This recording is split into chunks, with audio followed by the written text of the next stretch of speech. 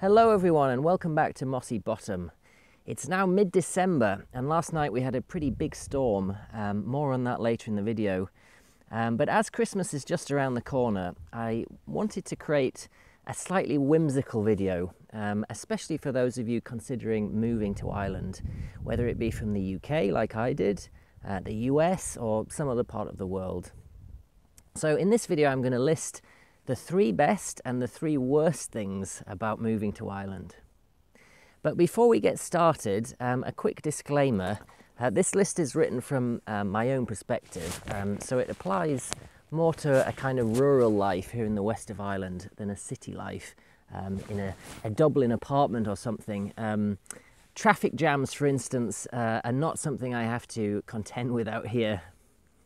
So, in reverse order, the 3rd worst thing about moving to Ireland is perhaps the most voracious predator I have ever encountered in my life.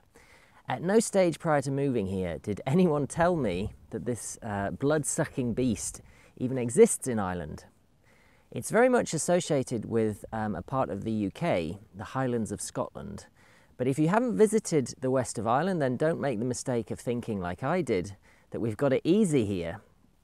I'm half Scottish, and having spent many a holiday in the Highlands of Scotland, I can say with certainty that when it comes to this particular predatory critter, the Irish have it just as bad. If you're not from this part of the world, you may be imagining some type of bear or wild cat at this point, but the creature in question is in fact the size of a pinhead. What am I talking about? The humble midge. And midges are from the same family as mosquitoes, and the female midges gather in swarms in the warmer months, which in Ireland is pretty much right from the spring to the end of autumn, and drink the blood of poor unsuspecting mammals, including us humans, but mostly cows to be fair, which there are a lot of around here, in order to raise their young. So they tend to live near large bodies of water, and I live a few kilometres from a lake, and are particularly prevalent in peatland areas. Of course, there are peat bogs all around here in Ireland. So it doesn't get much worse in terms of location than where I am if you're in Ireland. If you're in a town or a city, you'll probably never even notice midges. They like to come out during the damp, warm weather, which pretty much defines the Irish summer. And once the swarm smells you, they'll follow you around relentlessly until you either give up and go inside or basically run out of blood. And that may sound ridiculous, but here's why midges, in my experience, are far worse than mosquitoes. And I have been in places like central Canada where the mosquitoes are pretty rabid. But midges, they live in these massive swarms of hundreds or even thousands. And if, like me, you happen to be outside innocently doing a spot of gardening or making a chicken coop one summer evening, and a swarm appears, there's basically nothing you can do but give up and go inside, because otherwise you'll just get bitten to death. Luckily, I'm not allergic to the bites. I've had volunteers that are, and they just come out in these horrible inflamed lumps all over their body. On the plus side, unlike mosquitoes, midges carry no known diseases. So at least when you get all those bites, you don't have to worry about getting malaria. But watch out for those Lyme disease carrying ticks, which we have plenty of here in Ireland. So now for the 3rd best thing about moving to Ireland. And it's represented by this, which I hope you can see behind me. It's a ring fort, which is less than a kilometre, if you can believe that, from my front door. And incredibly thought to be built over 1,000 years ago. And let's go inside so I can show you some more.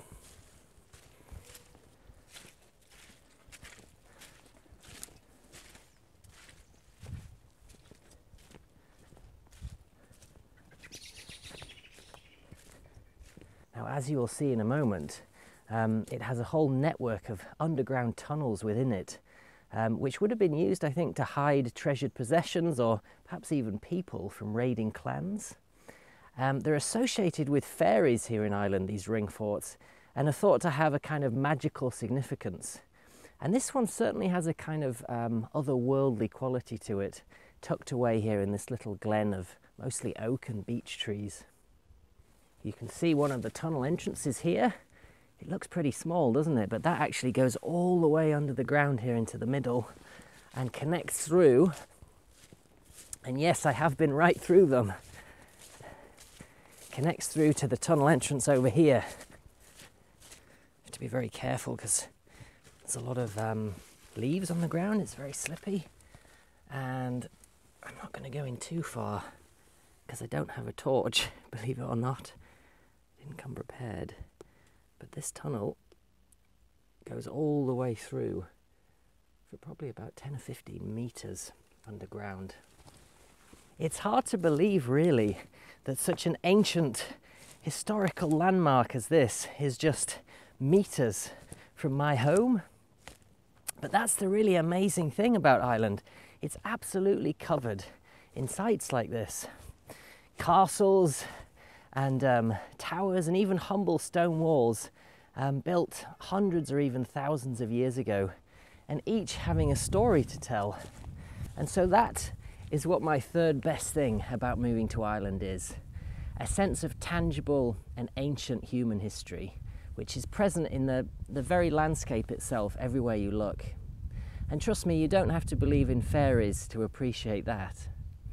I've lived in many different places in my life, and nowhere else have I felt such a kind of a richness and a gravitas, a weight in the very land.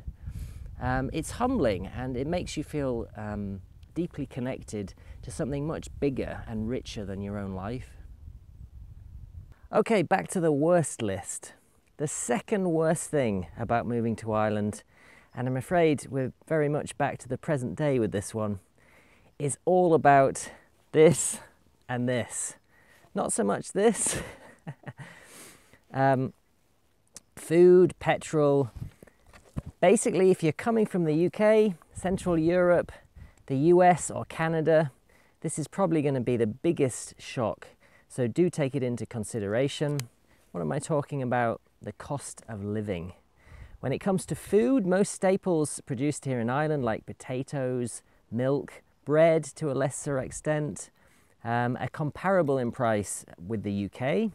But when it comes to anything which has to be imported, which basically is most things you'll find on supermarket aisles these days, expect to pay a good 20 to 30% more, even if you shop in the discount stores like Aldi and Lidl. On a positive note, when it comes to food, Ireland is definitely a great country to be self-sufficient in, as you'll really notice the saving. At the time of writing this, gasoline or petrol is about €1.50 per litre here in Ireland, which is the equivalent of about $1.60 in US dollars. And that's more than double the price in the US, and one of the highest in Europe as well. But then it does have to be shipped a lot further, I guess, and if you live in the UK, you'll already be used to sky-high petrol prices. What will come as a shock to you if you're moving from the UK is the cost of car insurance. I read that residents of Ireland spend 4 times the amount on insurance than the average EU citizen. Speaking personally, my car insurance is certainly 3 times the cost it was in the UK, and that's for a car with a smaller engine size too. It's a bit of a scandal really here in Ireland, and there are calls for government intervention, but whether it will change or not remains to be seen. I certainly wouldn't hold your breath. So in terms of cost of living, yeah, Ireland isn't great. And now for the second best thing about moving to Ireland. And I must admit, this very nearly took the #1 spot for me. It's a bit of a cliche, but like most cliches, definitely based on truth. Now this little structure, this area behind me is my spring. It's not a stream, it kind of looks like a stream, but it's actually composed of groundwater pushing up from cracks in the rock. So no matter what the time of year, it never dries up. And I recently built a little sort of stone well area over here, which you can see, to keep the ducks out. But when I first moved here, it was midsummer and the entire area around here was completely overgrown with weeds, many as tall as me. So I didn't even know that the spring existed. So one of the first things I did, thinking I had no water source on my land, was to set up tarps to gather water. It's a quick way of getting rainwater. The trouble with that was that every day they'd become filled with seeds, grass, dead mosquitoes and midges, and every night they'd get blown away in the storms. Until one of my neighbours, an old man in his late 70s, turned up one morning with a scythe and cleared a path to this spring by hand without me even knowing about it, and then proudly told me how the previous resident of the cottage had used this as her water source for her entire 80-something years of life, and that I, of course, would be mad not to use it myself. And since then I have been using it.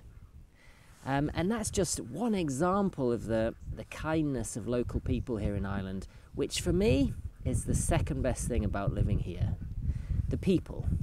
They're genuine, they're very direct, and as giving as any people I've ever known. They do admittedly possess the gift of the gab, by which I mean they're pretty good talkers, and have something to say on just about every subject under the sun.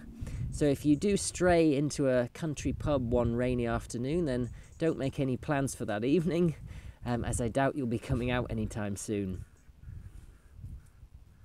And now the moment you've all been waiting for, the very worst thing about moving to Ireland. Is it obvious? Are you all shouting at the screen right now? Well, you may be surprised to hear that from my perspective, the infamous Irish rain is not the very worst thing. Well, not quite anyway. Believe it or not, it actually rains more annually in parts of Australia than it does here in Ireland. That's not to say it doesn't rain a lot here, of course, because it does. But the problem in Ireland isn't the quantity of rain, it's the effect it has on the environment and everything in it. There are two things in particular which I've never experienced anywhere else that I've lived. The first is the humidity.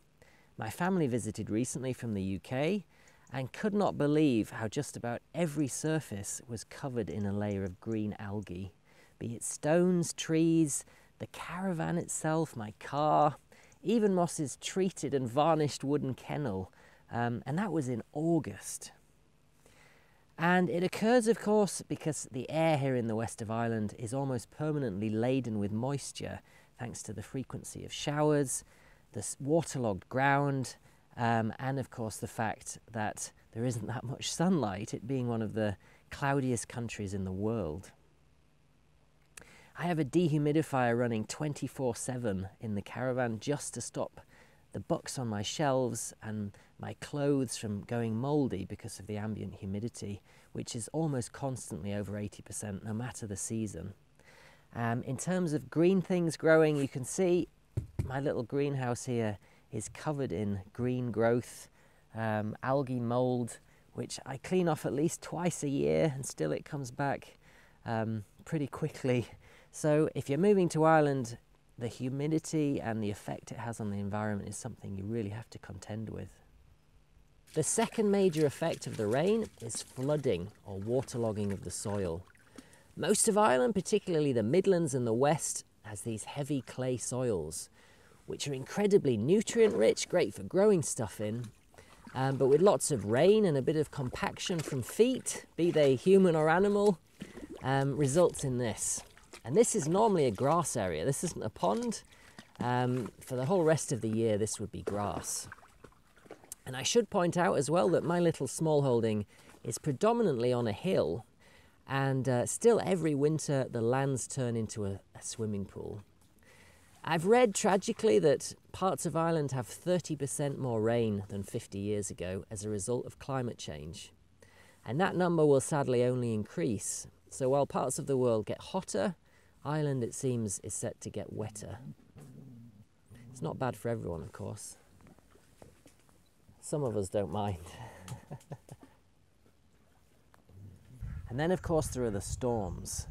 And as you can see here, I mentioned at the beginning of the video we had a storm last night. It was pretty severe. It was shaking the caravan all over the place.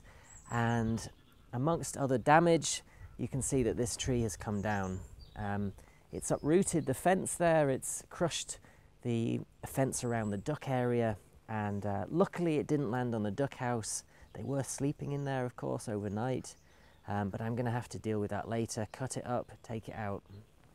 And in the 3 years that I've been living here, we've been hit by at least one severe hurricane-force storm every year, which has brought down trees like this one along the road and on my land, damaged structures, and in the case of the beast from the east 2 years ago, completely obliterated my greenhouse. So the Irish climate may look idyllic on postcards and in movies, but it's definitely not something to be underestimated and has got to be my #1 worst thing about moving here. Finally, that brings me to the very best thing about moving to Ireland. And in a way, it goes hand in hand with the very worst, as is so often the case, isn't it, with good and bad kind of being flip sides of the same coin. Ireland has more shades of green than anywhere else in the world. I'm convinced of that. They don't call it the Emerald Isle for nothing. Right now it's the beginning of winter, but in late spring and early summer, every millimetre of soil is bursting with life. The constant showers, the nutrient-rich soil and warm air blown in off the Atlantic keep the little island of Ireland covered in colour. And I grew up in England, and that of course is known as a green and pleasant land, and indeed it is, but nowhere else even comes close to Ireland when it comes to the richness of nature, and particularly the colour green. If, like me, you're a nature lover, then there is something deeply restful and calming about this place that I haven't experienced anywhere else in the world. Of course, if you've lived in Ireland all your life, you may not appreciate those shades of green. You may take them for granted. It's really only when you travel overseas to just about anywhere else, excluding perhaps a rainforest, that you realise just how vibrant and alive Ireland is, and what a privilege it is really to live amongst that.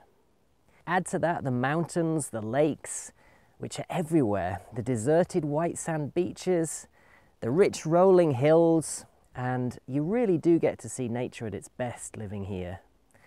Which is why nature, in all its many shades of green in particular, for me at least, is the very best thing about moving to Ireland. That's it for this video. I hope you enjoyed it. And as always, a big thank you for watching, and an even bigger thank you for the positive response I've had to my cottage restoration videos. The offers of help, the ideas and donations all mean a huge amount to me, so thanks again for that. From me and from Moss, have a wonderful Christmas. Eat well, stay warm, and I'll see you on the other side. Bye bye.